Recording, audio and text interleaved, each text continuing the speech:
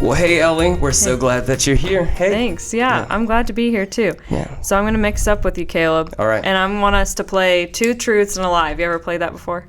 Yes. I have. I already have mine written down, so I'll give you a few seconds to think about yours if you want. Wait a minute. Or do you want me to go first? I played it various ways. So Okay. explain the rules to everybody that's never played it. Okay, so what you have to do is you have to think of 2 truths that may be stump somebody. Yes. So I picked 2 that are always stump people, and then Wow. 1 that is a lie. Mm-hmm. And so so think of 2 things about you that are true that people may not know, and then 1 thing that's a lie. Wow, you came prepared. All Yeah. right, let's do this. Yeah, Okay. You want to go first? Sure, I'll go first. Okay. Okay, and you have to tell me which one's the 2 true ones and which one's the lie. I have to guess which one is the truth. Yeah, well, 2 of them are true. All right, let's yeah. do it. Yeah, you ready? Okay. So the first one is my dad is 95 years old. Mm-hmm. The second one is I have 3 older brothers. And the third one is I was born in Muncie. Those all seem so real. None of them's like, I was almost committed, or I was assumed for committing murder or something crazy like that. Those were all. You probably, I don't know, you probably have 3 brothers. I feel like being born in Muncie is not an unrealistic thing, Elli. Oh, jeez. I'm gonna go with the lie is that your dad is 95. Incorrect. Oh my God, what is it? Yeah, but the lie was I was born in Muncie. Oh my gosh. I wasn't born in Muncie. Where were you born? I was born in Illinois, in Peoria, Illinois. Illinois? Oh my gosh, okay. Yeah, yep. Gotcha. So I'm not a true Hoosier. Gotcha. Well, get out then. No. Yeah. Okay. So now I have to go. Geez, put me on the spot, Elli. All right. So 2 truths and a lie. Mm-hmm. I was born in Indiana. I have always loved. I've always loved Christian music, and I have kissed a fish. I'm thinking number 2 is the lie. What was number 2? That you haven't always have always loved Christian music. Yeah. That's the lie? Yeah, that's the lie. I'm good. That is the lie. It's so sad. I forgot what I even said. You should have written it down. Yeah. I should have had cards, Elli. Yeah. Yeah, that's nice. Okay. Wow. Yeah. What a way to start. Okay, Yeah. thank you. I thought that was a good icebreaker. Yeah, that was great. Yeah. Emily Skoglund right now would be proud of you. She's all about the icebreakers. She is. She is indeed. She's the icebreaker queen. Yeah, she really Absolutely. is. So, Elli, you were born in Illinois. Mm-hmm. So some of us that might not know you or that might be new to the jar. So you were actually the youth director at one point way back in the Dizzy, right? Yeah, I was actually the Jar Kids director for maybe a little under a year. And then when Derek Young gave up his position as being youth director, I was the interim youth director. So I was basically both Dawn and Rebecca at one point. Oh wow. Yeah, when we were still at the Y. But it was a pretty short season because they hired Dawn pretty quickly in between there. So yeah. So kind of explain that for me. So how many years ago was that transition happened where you got brought into that role? Well, let's see. I graduated in 2016, I believe. And so there was kind of a little bit of overlap there. I was still student teaching when Chris kind of asked if I would be interested in doing the Jar Kids director position. Yeah. So they kind of held off and waited till I was done student teaching. So I think that was about the spring of 2016, because I think we got married a few months after that after I started. You and your husband, not you and Chris. Right. Yeah. Not Chris. Yeah, immediate regrets. Yeah. All right, gotcha. So 2016. So that's really interesting. So because I want to take a couple steps back for people that don't know you as well. So coming from, and I didn't know that you were from Illinois, obviously. Yeah. So coming from Illinois to Indiana, when did that process, like way before even coming to the jar, like what was that process like? How did that come to be? Yeah. So like I said in the beginning too, like technically my dad would be 95 years old, but he actually passed away 2 months before I was born. And so my mom and him were married and living in Illinois when he passed away. She was 7 months pregnant with me, wow. which is crazy. And she was teaching at a college there in Illinois. And so when he passed away, then she had me in Peoria, Illinois.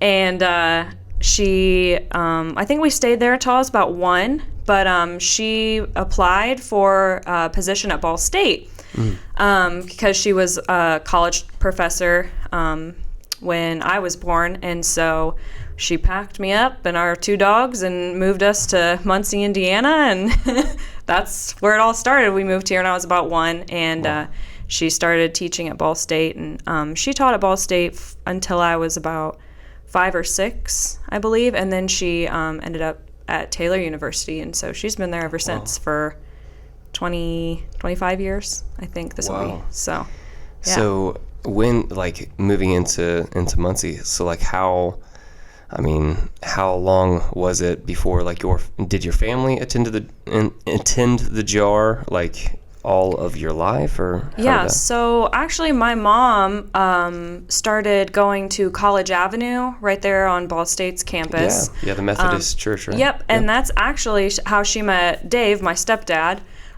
through a singles group there when I was 4, and he was a Baptist and she was a Methodist. So then they decided, well, let's go be Presbyterian. So we started going to started flipping coins, basically. Right. What are we gonna do? Because she's like, I'm not gonna be a Baptist. He's like, I'm not gonna be a Methodist. So they met in the middle. Yeah, that's awesome. So we started going to Westminster when I was young. I was probably about 6, right after they had gotten married, and then my sister, I believe, went to the jar for a few years, kind of, I think maybe when she was in college, from what I remember. And then, so I went to Westminster basically my whole life until my sister and I ended up moving back in. She's my stepsister, but gotcha. Moving back in with our parents in 2013. And she was like, hey, do you want to go to the jar? And I was like, all right, because I had just moved back from Indianapolis, and I was just like, sure, why not? And actually, Chuck Mock was preaching that day, and I was like, they keep talking about this weird Chris guy, and they had his like little floating head on the screen, all this, and I was just like, this is really awkward, but I really love that. Do they worship Chris? right. But I loved the worship music, and like literally people were in their pajamas, and it was at the Y, and like, I grew up Presbyterian, and so it was like you couldn't even clap, and like if I wore jeans, people like looked down at me a little bit, and so I was just like, this is my kind of place, because like I got tattoos, I got gauges, like I'm not the typical like looking person, so and then I was like, well, I gotta come back the next Sunday and see about who this Chris person is, because he wasn't there. And my sister and I actually ended up going to a worship night when Derek Young was leading it. And I think it was like somewhere downtown Muncie. And I was just like, this music is amazing. So we started going, and that's awesome. Gone ever since. There seems to be like a reoccurring theme with like sweatpants or whatever. Like that's like a thing that sells it for most people. I don't know. We're just gonna have to like do some sort of like due diligence, like some sort of like campaign, like to research data on what is the deal with sweatpants. It seems to be a real thing though. So just know all are welcome, even if you want to wear sweatpants. Come as you are. Gauges, tattoo, sweatpants. Bring it. So, that's awesome. And you know, Derek used to wear those like super tight skinny jeans and all this, and I was just like, anybody can wear anything. I was like, even their worship leaders wearing like clothes like I would wear, you know, like absolutely. It was awesome. So you do never you. look back. Exactly. So being kind of I assume kind of in the church for most of your life. Yeah. Is that okay? Oh yeah. So was that? So I've talked about this kind of on the podcast before, and just with other people throughout life. Like I was kind of in the church throughout my whole life, but I would say like, there were definitely defining moments for me where it's like, okay, I want to go a little bit deeper. And so before those moments, it was kind of like I would easily consider myself like, quote unquote, like a lukewarm Christian.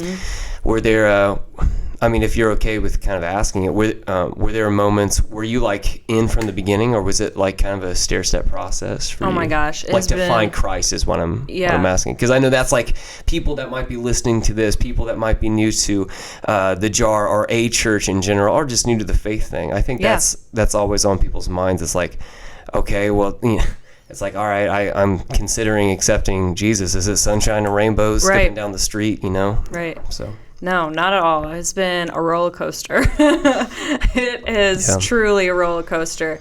Yeah, I was baptized, or not baptized, but I accepted Christ in my heart when I was 6 years old at like VBS, and I remember Vicki Williamson. She was the one who like led me to Christ, and I still like her son and I went to school together, and so like I still credit that to Vicki. She's awesome. But I remember that day we were in the gym, and I just kept feeling like, even as like a young kid, like, oh, I need to reaccept Christ this Sunday. Like I like cheated on a math test, or I like said bad things about my friend or whatever. So I need to reaccept him, So I feel like I was like that all through my like elementary years. And then in high school, I think I had my first sip of alcohol when I was like 14, and just partied and did not care at all, but then would go to church camp in the summer and just get like on this high for Jesus and be like on top of the world, and then come back down and just like go do the same things, So and I did that all through high school basically until I would say about my senior year is when I kind of got myself together, and I was playing volleyball and getting ready for college, and I knew I was going to go to Taylor then, so I was like, I need to get my life together if I'm going there, which is not true, but and so and I actually went on my first mission trip when I was 18 years old. My mom and I went to the Yucatan in Mexico, which is basically you get on a plane ride, fly into Cancun, Mexico, and then get on a bus for 2 hours where you see men with like machetes thrown over their arms, and you can't go out at night. And we were literally in the smack dab in the middle of the Yucatan in a tiny village, and these people were just like beautiful, just amazing people. Like, didn't care about what I was wearing, didn't care about my past, didn't care about anything. Like, they affected me more than I affected them. And to this day, I still say, like, one of the best things I ever did in my teenage years was go on a mission trip, because it takes you out of yourself. I think teenagers are so, all of us are so wrapped up in ourselves, and just to get out of that space and that realm and see, like, there are other people who have, like, way more, or like with their faith, and have less physically than I do, and they're just living these beautiful lives. So that was amazing. And what were the villagers like? I mean, outside of being, I assume, humble and strong in their faith, but what were their like routines like day to day? Even I think most of the time their focus was just finding clean water. Wow.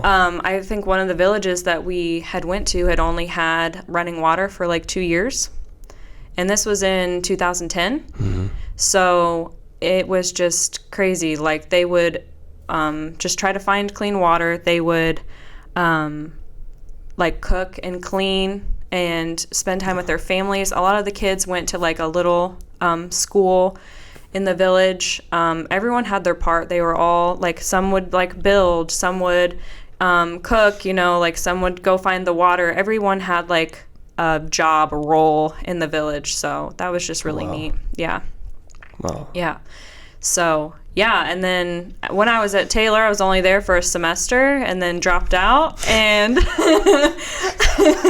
took a year off and thought I could do it better. So I started going to Ivy Tech. Okay. Kind of was living like a bland life, doing whatever, and then moved to Indianapolis, continued to live a bland life, didn't go to church, didn't do anything bad, but just kind of was like, I'm doing me, I'm cool. Like, I'm 21 now. I can do whatever I want. It goes with the territory, Right. Elli. 21, you're cool. Yeah, exactly.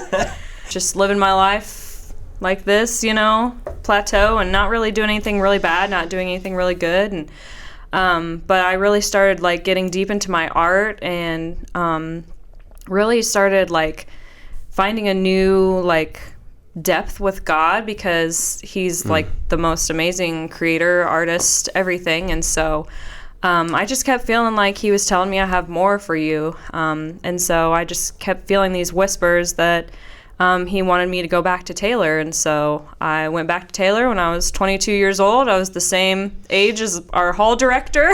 So I was living in the dorms with all these 18-year-olds, and I was 22. Did they make you feel old as a 20? Isn't that crazy? Yes. Yeah, okay, good. Because I had a similar experience because I went as like a 22-year-old as well. Yeah. But yeah, it's like there's not much of an age difference, but man, they make you feel like you're like 75 years old. Absolutely. Well, and I had 2 apartments by myself, and then I'm living in the dorm again with this little 18-year-old, and I'm just like, this person doesn't know anything about life, which is rude. And me as a 22-year-old, I know everything about life. Obviously. Ask me a question, I know the answer. Yeah. No, but it was great to come back, and I still had my ups and downs at Taylor, I mean, Josie can understand. It's just like a little tight-knit community, and a lot of things that don't matter to people, and a lot of things that should matter don't matter, and so it's just a little jumble. But yeah, you said you were getting your bachelor's still now, right? And you're 26. Yeah. Why do you say it like that? Well, because you can kind of understand you're a a little bit older than some of your... You're still getting your bachelor's now, and you're what, 26? 26? Oh, that's close to 30, Caleb. Oh, and by the way, before I respond to that, shots fired. Ellie's not talking to herself. Josie is over here in the corner. So yeah, sorry. You just referenced Josie. Hey, Josie. Josie is helping us with the podcast. She's awesome. But yeah, no, so actually listening to you kind of talk about, like Taylor, Ivy Tech. So I had a little bit of a similar journey. So I ended up going to like Ivy Tech right out of high school because I was like, I felt like it's what I needed to do. Smart. I really didn't care about, I mean, I did care about going to college, but I didn't have like a purpose when it came to like career. Like I wasn't focused on a purpose. Like I really wasn't. I was just like, okay, it's just what I'm supposed to do. Yeah. So I was like, I'll go to Ivy Tech for a while and then I'll decide. And just kind of in a roundabout way, I ended up going from like Ivy Tech to Ball State, back to Ivy Tech, and I like finished my associates at Ivy Tech. Yeah. And then, fast forward a little bit. Now I'm 26, going back for bachelor at IWU at Indiana Wesleyan. And so no, I think it's awesome. Like, they were 4 different things though, so it wasn't, kind of had a flip-flop. Yeah. Oh, well, I mean, I totally get it. Yeah. I was like over here, over there, up here, down here. When I was at Ball State though, I was 21 and I had turned 22. Mm-hmm. Or maybe I might have been 22 turning 23. And so I had classes with like 18-year-olds, 19-year-olds. And never in a million years had I, well, not in a million years, more like 23 years, had I felt old. Like I never felt old in my life. And they're like, how old are you? I'm like, I just turned 23. And like, oh my gosh, you're old, man. You're old, man. You're old, man. I'm like, first off, we're like, you don't have to keep calling me man. I get it. I get it. Chill out. I get it. Chill. But I had never like realized like, they might view, because I didn't come fresh out of high school. Right. And so, so I never knew that. So anyone that goes back to college, we're with you. Yeah. We understand your struggles. Yeah. So. Well, and I think there was a lady who was in her 40s that was in one of my classes at Taylor. And I just thought, like, I just have such a like respect for people who just like want to better themselves and like, that's amazing. No, I didn't mean to say it like how dare fired. You? How dare you? I think it's awesome. Yeah, I'm almost 30. Sure, 4 years away from 30. No. I am 30. Yeah, okay. All right. What's wrong with 30? You have a bachelor's degree already. All right. Well, anyway. Yeah. Jeez. No, but I really think it kind of comes down to like perspective though. Yeah. Like, I mean, I probably would have been the same way if I was like fresh off the boat from high school. I'd be like, oh, you're coming back to college? Wow, you're so old. But no, I love what you said. It's all about just trying to make yourself better. Absolutely. So if you're ever considering it and you just feel like you use the word like you felt like you were receiving a whisper from God. Yeah. It's a real thing. And I was actually wanting to ask about that. I mean, and I will in a second, but like if you are feeling that way, do it. Like, we're supposed to better ourselves. We're supposed to, walk through the fire, face the challenges, and keep going. And I feel like to some degree we are challenged with that. Like, we're charged with that spiritually. We're supposed to, we're not supposed to just be complacent in life. And so anyway, you heard those whispers, and I actually want to ask you about that. So how did you kind of receive that, and then was there like a period of like discernment where you were kind of like deciphering, okay, well, what do I really need to do this, or what was that like? It was actually really hard, because it was almost kind of like I don't want to say like spiritual revival, but it was almost like an awakening, to be honest with you. Like, I feel like I just like snapped out of it. Like, God just like started like speaking to me, and I actually was listening to Joel Osteen on the TV in my apartment in Indianapolis, because I didn't have a church, but I was the happiest preacher ever. You can do no wrong. He's crazy, but in a good way. But I say there's probably people listening right now. They're like, I'm going to attack Elli. How dare you? Next time I see her, don't attack Joel. Wearing like Joel Osteen t-shirts with his face on there. We love Joel. Yes, coming after me with their pitchforks and torches. Yep. Sorry, guys. Sorry, Joel. But I do love him, though. But yeah, he was just like, I think I remember his specific thing was like, you need to listen. If God is telling you something, you need to listen right now. And I was just like, whoa. And so I was like, I just kept having these like visions almost of like viewing myself back at Taylor, like literally like in my mind, like viewing myself on the physical campus. And I like talked to my mom, and I was like, listen, would that even be a possibility for me to go back? Because I feel like I burned a bridge, I had tuition remission because my mom's a professor, so it was like free basically. So I was just kind of like feeling a little guilty, like, can that even happen? And she was like, I'm gonna make it happen. Like, she was like, yes, let's do this, I'm in, and but yeah, I mean, I just kept praying about it, and just like kept focusing on this one verse that actually became my like life verse, is delight yourself in the Lord, and he'll give you the desires of your heart. And so I would just meditate on that. And I was actually dating my like high school sweetheart at the time, and he was living in Indy with me, and I ended up feeling like I needed a fresh start, needed to wipe the slate, and that God was just like, you need to move home, you need to break up with Devin. And even though literally every single person on the planet would have probably bet $1 million that we were going to get married. Well, they would have lost. Yeah. They would have lost a lot of money.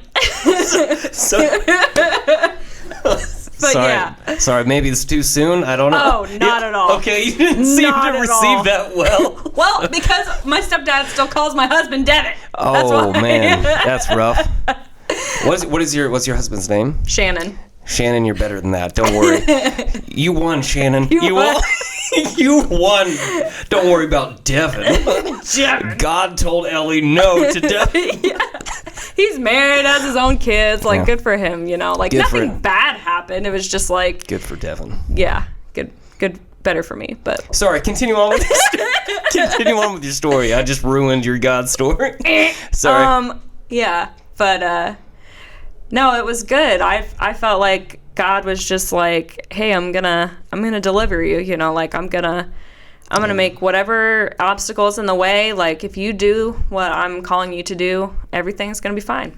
Everything's gonna work out. And thank God for God, because he, like, plucked me out of the pit, Not that I've been perfect since then, of course, but, yeah, I think that he brought me to it, so he brought me through it. So that's awesome. Yeah, I love that.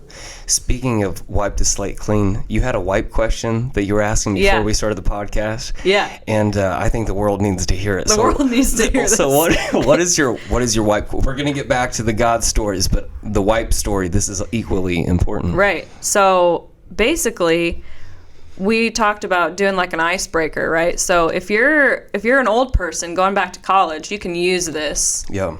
In listen any up, class old people, to break the ice. Okay.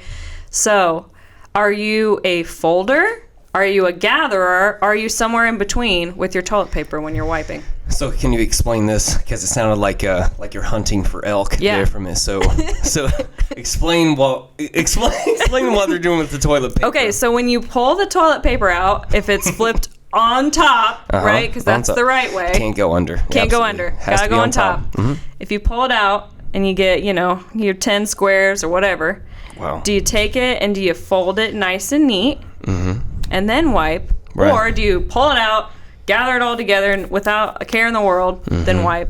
Or is it somewhere in between? Do you kind of like fold it a little bit but kind of like gather it and make it kind of like... Or like a 2 pieces, one's kind of neat and then the other is a little crumpled. The rest of it's just crumpled or... Well, I got questions with that. First off, which one are you? I'm totally in between. Totally in between. Yeah. Okay, good, because the question's really long. They really fell in the middle one there. So the in between, in the upside down world there for the people that do a little bit of both. Yeah. If you get a couple, first off, the one that's folded clearly, like folded straight. How many squares are we talking? Like 10 and then 5. So it's like you're folding 5 on 5, or. Well, I don't know. It depends on how big your hand is, right? Yeah. Because, like, my hand would probably be two squares. Right. So 2 on 2. Wow. So, yep. So if you have 10 squares, you have a... You got quite a wad. You got a Jenga wad of toilet paper. Yeah, you're good to go. You don't need any in between. Nah. If you're using 10 squares. You're one and done, boy. When you did something like that, 10 squares, I was like, you're good to go. You're gonna be, wow, that's a great point. Yeah, I'm probably just like a neat folder, I'd say. Yeah, what was the second one? The what is it? Gatherer. You just like bundle it all up. Yeah, you got to watch out for those people. Yeah, that's a little scary. You said there's room for error. There is room for error for sure. Yeah, there are literal holes in that story. Yeah, so you don't. Yeah, that would scare me too much. Yeah, so definitely the neat folder. I'd have to, or maybe in between. Like you might have to go back for more. On the overside of the toilet or toilet paper or whatnot. Yeah. Nick, sometimes it just depends for me too, because if my 2-year-old is in there with me, like mommy, and I'm just trying to get it over with. Sometimes I just gather. Yeah. You gather and go. But when you gather it, do you try to like fold it neatly, or are you just like, and then I'm just like, but then I make sure all points are covered on the hand. Yeah. No errors. I would be the same. I'd be the same. It would still have to be somewhat of a glove for me. I'm not. Yeah. I can't just. I'm not strong enough in my faith to do it. With just gathering it like that. Yeah. So. And we're old too, so who knows. Yeah. The margin for error gets larger and larger. Sure. When you're old. Yeah. Like vision wise, memory, you don't know how many squares you have. Yeah. You might think you have more. It's a great point. But it's good to know for the people that are going back to college. That's always an icebreaker to make you feel less old. Yeah. So thank you for bestowing that. So maybe we should do our own podcast about old people going back to college. Survival guide for oldies. We've got them all. Absolutely. Yeah. I like that. Oh my gosh. Well, on that note, So tell us a little bit about like how you kind of went from hearing and discerning those whispers back into college. And so I know it was kind of a journey back and forth before then, but going back to Taylor, what was that like? Yeah. Did you? Because I was surprised. You said it was only like a couple of years there, right? From when you dropped out. 2.5 years. Okay, so when you went back to Taylor, were there people that you were actually with, but now they're like in an older grade? What was that dynamic like? Yeah, I was supposed to be a senior when I went back. What, you went back as like a sophomore or something?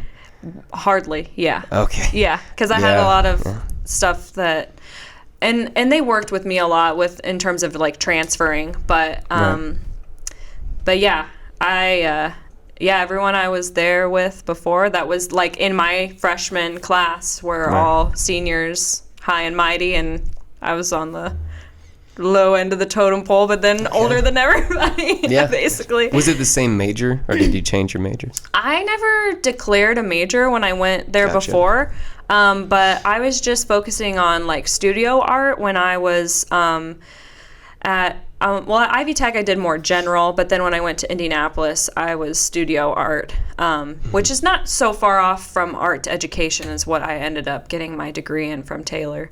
But there's a lot of moving parts with that because you have to take all the education classes and all the art classes. So it's just a huge major. Yeah, You know? sure. It's like way bigger than just a straightforward Right. program, right? Yeah. It's crazy. So you end up finishing there at Taylor? Yep. I did about a lap and a half. Okay. Yeah. I really stuck to my guns, and my mom, bless her heart, she's in the education department, so she really helped me catch up in terms of education classes. And then Kathy Herman was the head of the art education program, and she was amazing. And just like really worked with me well. And I took summer classes. I did independent studies. I, worked my booty off, and I graduated in 2000. Well, my last class ended in 2016, but I ended up walking in 2015 to graduate across the stage. So that was cool. The year after I graduated high school. Yeah. So I graduated high school in 2010. So. What that was just a way I could fire shots back at you. For making me feel older. Whatever. All right. So out of college, how did you meet your awesome husband, Shannon? Well, that's a really funny story too, actually. So we both went to Burris. Oh, cool. Yeah, K through 12. But he is 4 years older than me. So when he was a senior, I was in 8th grade. Wow. So I always knew who Shannon McCormick was. Yeah, let's say in another way too. So when you were not born, he was 4, right? Right. Okay. When you were not born. Yeah. Before you were born. Yeah. I also say it's dark time too. Dark time? Yeah, I don't say it's nighttime. I typically say it's dark time, and then realize, oh, I'm an idiot. It's nighttime. So your kids are gonna go to school and be like, "Is it dark time yet?" Is it dark time? It's like, oh, you're Caleb Ferguson's son, aren't you? Oh, that's who you are. Well, buddy, and then tap him on the helmet, and yeah. Anyway. Yeah. So. But yeah, so Shannon was this big bad baseball star at Burris, and so I only had heart eyes for him when I was this little chubby 8th grader, and he was this huge star, Sure. And then literally our paths did not cross at all until 2015. Still have the googly eyes. You're like Devin's old news. Yeah, old news. See you later. He's already married off by then. Come here, Shannon. I'm a free agent, boy. Yeah, I'm a free. Sign me to your team, Shannon. Yeah. But yeah, I literally locked eyes with him, and I was with some friends in the village, and one of the friends I was with is a mutual friend. His name is Greg, and he's 2 years older than me. So he's old Greg. He's in between me and Shannon's grade, so he knew Shannon, and I knew Greg. And Greg was like, "Hey, Shannon, blah blah," and I was like, "Is that Shannon McCormick?" And he was like, "Yes." And he was like, "Shannon, get over here. She wants to meet you." And I was like, "Oh my, what are you doing, Greg? You're an idiot. Like, oh my gosh, I can't meet this person." I would never want to talk to Shannon, Greg. Yeah. I couldn't do this. Yeah. And literally from that night on, it was... Wow. Like, we started dating. Like, I had no eyes for anybody else, and neither did he. So, yeah, and then we got married in 2016, and... So we just celebrated our 5th anniversary. Oh, congratulations. Yeah. Last weekend. So that's awesome. Yeah, craziness. No, that's awesome. My fiance, yeah, we also went to the same high school. She was a grade above me. Never talked once in high school. So, yeah. I often tell her, I was like, because I don't think we exchanged one word in high school to each other. Yeah. We just ran around in different circles, and so I often tell her that that is the reason. It's basically our entire relationship up until this point has been an elaborate prank that I've been waiting for, like when April Fool's runs by, basically. That getting her up into the point of where we almost get married, and then I tell her that it was because you never talked to me in high school. Yeah. So we're almost there. And Jamie, if you're listening to this, it's April is coming next year. So. Wait, so are you guys getting married on April 1st? No, we're actually getting married in March. Or no, we're getting married in June. We got engaged in March. Oh, okay. March. That's awesome. Yeah. Oh my gosh. So there is time. You have time. There's time to make it work. Sorry, Jamie. Sorry, Jamie. Now, is she a folder a gatherer or in between. You're gonna have to find out for it The before first this time I wedding ever even happens. heard this incredible conversation piece was right now. So Yeah. you better believe I'm gonna have to ask. Oh But yeah, I would have to imagine she'd be a folder. yeah, I have to imagine she's just way more organized than Yeah. me, and I can't imagine that somebody that's like pretty organized and like really, up to snuff, up to snuff with like time management. Sure. Would be like a gatherer. I could be wrong though. Yeah. I've been wrong about a lot of things. Yeah. What about Shannon? Is he a gatherer or is he? Oh gosh, I don't even know. Is that bad? Well, I mean, you've only been married 5 years, not 50. So I true. mean, I feel like It's true. I've not had to wipe his butt yet. Yeah, that's what I'm saying. But it's coming. It's coming. Oh, he's like, no, that's not the way I would fold it, Ellie. Well, now you're gonna have to ask him. Yeah. When you're back on the podcast. Oh you have man, to I tell should us. have asked him before we got Absolutely. married. You should have What am asked I him. waiting for? Yeah, that was like that's like an icebreaker when you first meet. So hey, Yeah. by the way, so from getting married with Shannon, so like, were you not going to the jar at this point, or did you guys end up going after you guys got married? Or Yeah, where were you at with that? I was still, I had been to the jar the entire time. And it's actually funny that you brought that up because I had completely forgotten about this until just now. Actually, his dad and I went to Jamaica together a month after me and Shannon started dating. Oh wow. So his dad and I had been going to the jar together for years and years, but he went to first and I went to second, so I just never knew him, and his name is Shannon also. And so after I met Shannon, my husband Shannon, he wasn't my husband yet, but he was like, so what are you doing this summer? What plans you got? You got anything going on? I was like, yeah, I'm getting ready to go to Jamaica in like next month on a mission trip. And he was like, my dad's going to Jamaica on a mission trip next month. Yeah. And I was like, what? Are you kidding me? And he was like, do you go to the jar? And I was like, yeah. And he was like, my dad goes to the jar too. Oh, that's awesome. And so like the Wow. whole time we're in Jamaica, I'm like, dude, me and Shannon are not going to work out. We're going to break up, and then I'm going to love his dad and like have all these pictures with his dad and have all these memories. But Yeah. but God had better plans. So Yeah, there you go. yeah, so then my Shannon is what I call him. He Shannon 2.0, right? yeah, they call him Little Shannon, but he hates that, so don't ever call him that. All right. Noted, everybody. He's not a junior either. He'll make it known. Well, He's not a junior. I was going to ask that. What is he, Yeah. like a third or a fourth?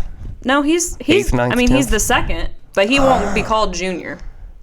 Oh, He doesn't like that. gotcha. So he puts Shannon McCormick the second. He's the second. He's the second. But Oh, usually that's there's only a second if there's a third, and there's no third. So anyway, but Wow. yeah. So we went to the jar together, and Chris married us, and Mikey recorded it, and Derek played the guitar and sang, and Mikey was our media coordinator. Yeah. For those that don't know, Derek Yeah. was the worship leader before myself. So. Yep. But yeah, so they were both there, whatnot. So yeah, it was definitely like a jar oriented wedding. yeah. Then. Totally. And Jennifer Welch was there. She was the volunteer coordinator for a little while, and Emily Skoglund was there with Autumn. Autumn was just this little thing running around, it was a family affair, I'll tell you. And Emily still is rocking and rolling here at the jar. Yeah. She's our small groups director. Yeah, But she's the best. you really did have everybody there though. It was Yeah. like boom, the jar is happening. I mean, there was like 300 people there, so I was like, Holy crap. I'm having all or nothing, baby. I'm going to invite Wow. everybody I know or nobody. You're like, this is happening. Me and Shannon, invite your friends, your family, your Yep. best. Yeah, Yeah. absolutely. That's Yeah. awesome. So, Wow. yeah, and we went to the jar up until we moved to Alabama in 2017. We actually celebrated our first year anniversary down in Alabama. So we weren't even in Muncie for a full year after we got married. Wow. But at that point, I was the Jar Kids director, and I remember Chris was like, I think it's in God's will, but you'll be back. I was like, thanks, Chris. Thanks for your confidence.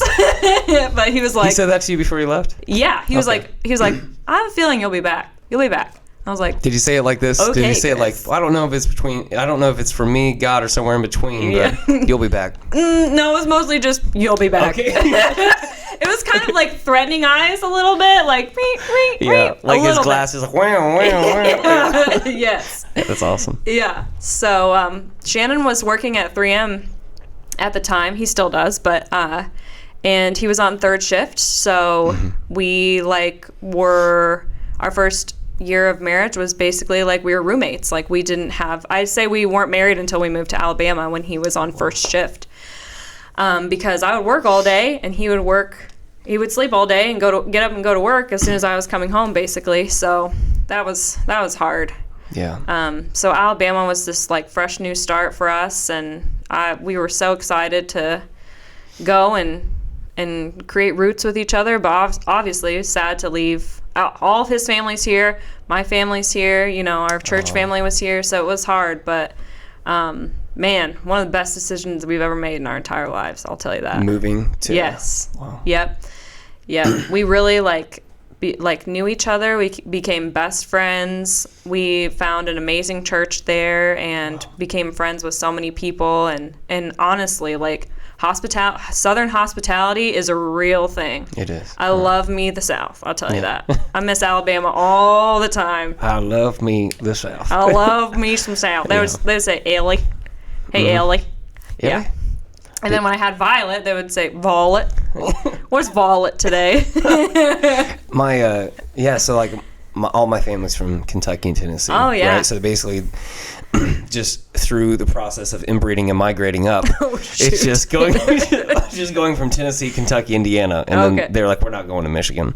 So basically, that's where they landed, right? From Livingston, Tennessee to Dealville. Wow. But my grandpa was born in the sticks. He only had second grade education, something like that. But he would hooked on phonics wasn't exactly something that they had going on back then. No. So he would always say, my name is Caleb, right? But he would always go, Kayla. Hey, Kayla. How's it going? So that my whole life it was Kayla. And one of my brother's names is Clifton. It was always Clifton. That was it. Clifton. Yep. Yep. So I get it. Yep. So say Violet though. I haven't heard that one. Violet. Yeah. I would like to hear him say Where's Violet Voldemort today? Voldemort. I don't know.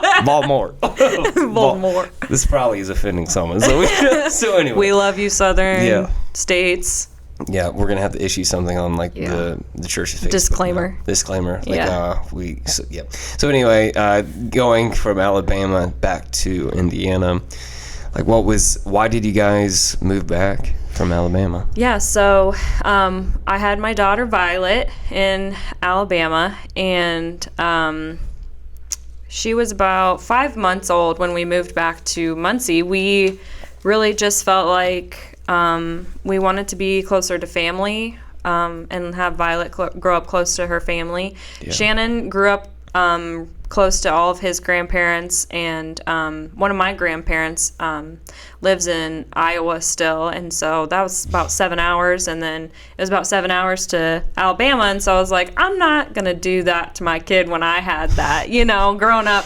Right. So yeah, we ended up moving back here December 2019, and then the pandemic hit 4 months later. God gives a sign if this was the right decision. Yeah. And then you move back and boom. Yeah. So what a blessing. He was already preparing the way for us to have that because, and actually, they reduced Shannon's job in Alabama during the pandemic. So we would have been stuck in Alabama with no job and no friends or family around. Or well, friends, yeah, but no family around. And so, God was just, his hand was in that for sure. So, it was so good to be back, but I miss Alabama all the time, I'll tell you what. We made some great connections there, and I miss our church. I worked for our church down there, too, so, I miss it a lot. But so, was it northern Alabama, southern Alabama? Yeah, northern Alabama, so it's Decatur, Alabama. Okay. So it's about 40 minutes south of the Alabama-Tennessee border. Yep. So I can make it to Nashville in an hour and 45 minutes. Oh, nice. Yeah. It was beautiful, and the people there are just otherworldly. They're just amazing. So, Absolutely. But it's good to be home, and thank God that he provided for us, to come here, so. Yeah, I can't think of his name right now, but there was, I think it's maybe it's the Clippers. He's an NBA team owner, and he's written several books. But something he was sharing on it was a radio talk show that stayed with me was he was someone that like moved away from his parents, and then like as he got older in life, as he had kids, like states away, right? As he got older, he realized it's like, wow, you never really see your parents. I mean, you can talk to them every day if you want, but you never really see your parents. Yeah. And then it just like hit him one day as his kids are like, 6, 7, 8. You might see your parents in those situations like once or twice a year. And let's say your parents are already up there in age. So let's, if you're in that kind of situation and let's say they only have like 10 more years, you're really only seeing your parents like maybe 10, 20 more times. Yeah. And that's it. Yeah. Before they leave this world. Right. And I never even thought about that situation or that kind of circumstance. Right. But I mean, I don't think most people would until you are in it, Right. But so it's just interesting that you kind of brought that up. And it's just, it is really cool to me. I mean, not only that you get to be a part of the jar again, but that you guys ended up coming back. And it really sounds like you were able to like find who you guys were as like a relationship, like as a husband and wife. That's really cool. Yeah. That's awesome. Yeah, so it all like in a triangle, like it all like was for good. Oh, absolutely. And that is really cool to me. Absolutely. And I mean, the good majority of our time in Alabama was just the two of us. We only had Violet there for 5 months, so we were able to like connect together and all of that. So what would you say is really important for someone that's like newly married?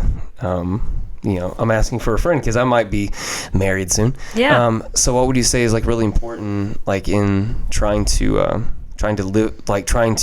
live with someone that you're married to for the first year? Yeah.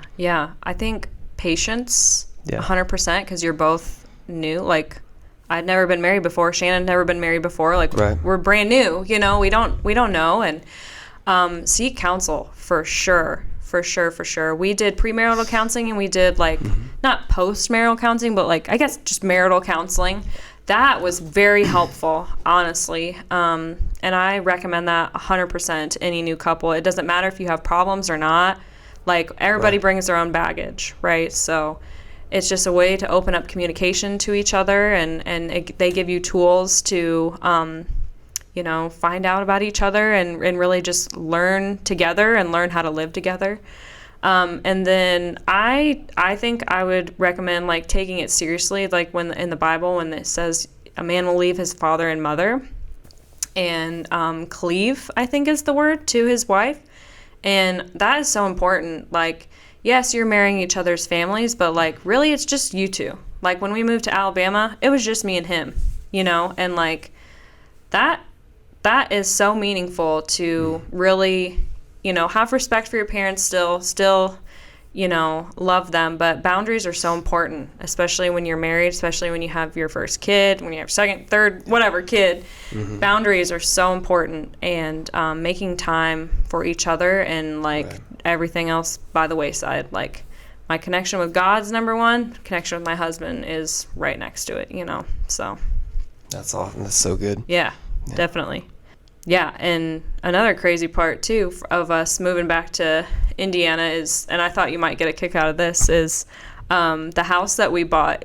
We talked about this the other night, but has a crazy background story. So I don't know if you want me to share it or not. Well, you can't tease us with something like that. Yes, absolutely. Share it away. Yeah. So what's going on? What's up with your house? So the house is actually had a double murder, and suicide.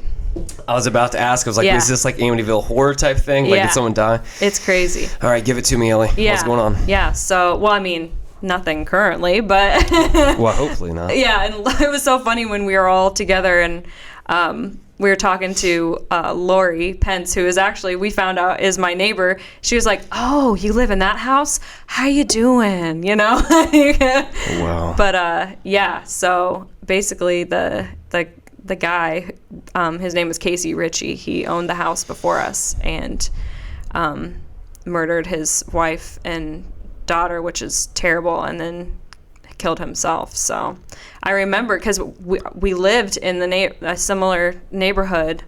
So when we lived here before we moved to Alabama, and when we heard about it, I was like, was that in our neighborhood? It was crazy. And then we ended up buying the house. What was there, like, did they was there like a reason? Just like flipped out one day and... There's been rumors, all kinds of stuff. I've heard abuse.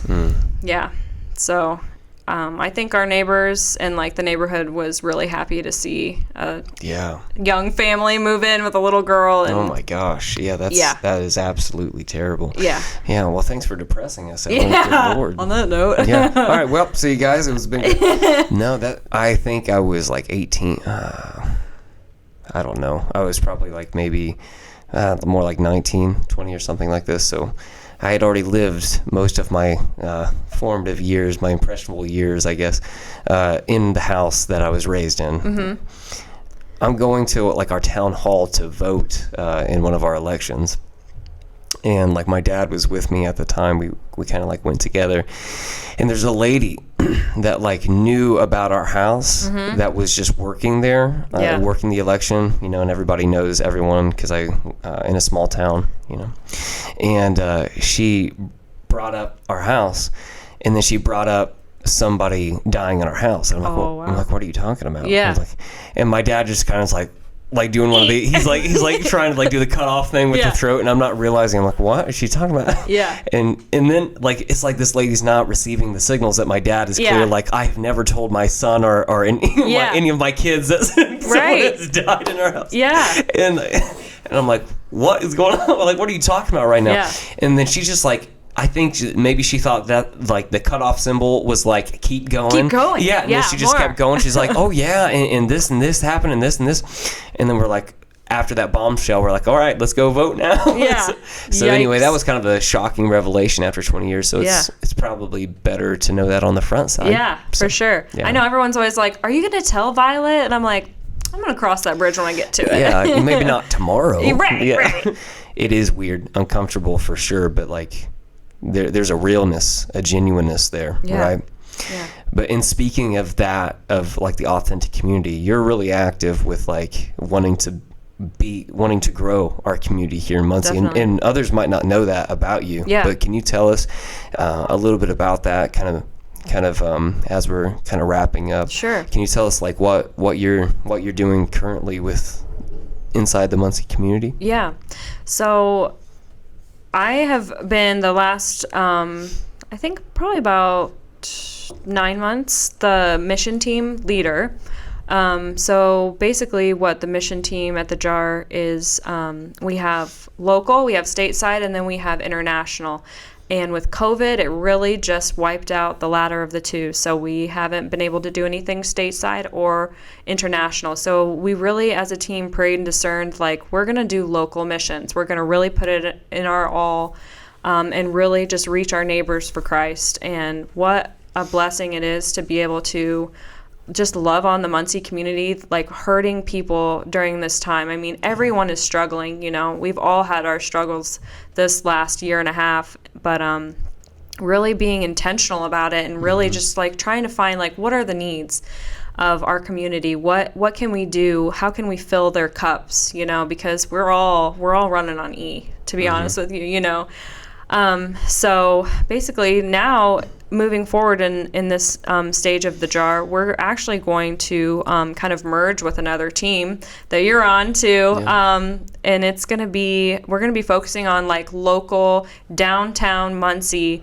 We're going to be trying to reach small business. We're trying to love on the LGBTQ community. We're trying to love on our fellow churches who may be struggling. We're trying to get a little bit more ethnicity coming in the doors of the JAR and really just, be authentic to what Muncie is. You know, Muncie, there's a beautiful diversity that's here in Muncie, and it's amazing. You know, you have poor, you have rich, you have all kinds of different racial backgrounds, and that's one of the things that I love about Muncie the most. And like, some people don't really like the college atmosphere, but I love Ball State. Like, I love living in a college town. I love being able to have like a fresh new start every fall, it seems like, you know. There's a new class of students around, and so yeah, basically we're just as a team trying to really just reach our community for Christ. And, you know, we're in the Old West End right now, and the Civic is, I think, kind of on those same limits as well in the Old West End, and like we're here, you know, and I just want people to know like that our doors are open, that like I let those people in my house, you know, like anytime someone needs closure, anytime someone needs help, the community basket, you know, if they need just someone to say like everything's gonna be okay, you know, like God's here regardless of what you've done, what you've been through, your roller coaster of life, you know, whatever it is, it doesn't matter, because we love you. And it, like what you look like, your skin color, your sexual orientation, it doesn't matter, because Jesus loves you. And I've told my husband this the other day after we met. I was like, what a blessing it is to be able to go to a church that just like does not care, literally does not care about any of the outside things, and they just love your heart and want to just love on you for Christ. So yeah, it's awesome. Elli, thank you so much for being a part of this and just sharing your heart and answering the burning questions like how to wipe. We thank you so much. Thank you so much for bestowing that upon us and the world. So thank you. But seriously, if anyone is interested in like being a part of the missions, or has questions about like the missions that are kind of going on inside the Jar Community Church, what's kind of the best way for people to contact you, people to get a hold of you? I do a lot of texting. I'm a good texter, but also email too. So Okay, gotcha. If we want to put like that info on this, that's fine with me. I'm an open book, as you well know. Well, that's your social security, your blood type, your cell phone. Right. My home address, if you want to stop by and see the murder house. Yeah, there you go. Awesome. Well, thank you so much, Elli. Thanks for asking me, absolutely. We appreciate you. We celebrate you. Thank you. We'll wrap this sucker up. All right. Thanks, guys.